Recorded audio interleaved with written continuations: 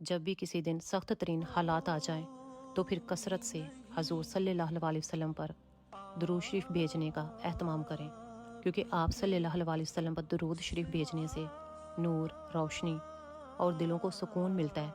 جو نبی کریم صلی اللہ علیہ وسلم کی طرف سے درود کا ہدیہ بھیجتا ہے تو اس کے لیے آسانی میسر ہو جاتی ہے اور اس کی پریشانیاں اور ساری تکلیفیں دور ہو جاتی ہیں۔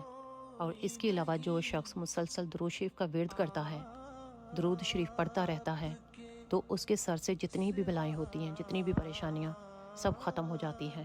اور اس کے بعد سخت پریشانی کو ختم کرنے کے لیے یہ والی دعا بھی ضرور پڑھیں، یا حیو یا قیوم برحمتک استغیث۔ یہ والی دعا آپ صلی اللہ علیہ وسلم کی دعا ہے، اور یہ حدیث میں ہے کہ آپ صلی اللہ علیہ وسلم کو جب بھی کوئی مسئلہ پیش آتا، جب بھی کوئی پریشانی لاحق ہوتی، تو وہ یہی دعا پڑھا کرتے۔ اور تیسرے نمبر پر استغفر اللہ پڑھنے کی بھی عادت بنا لیں، کیونکہ استغفر اللہ پڑھنے کی عادت بہت ساری مصیبتوں کو بھی ختم کر دیتی ہے۔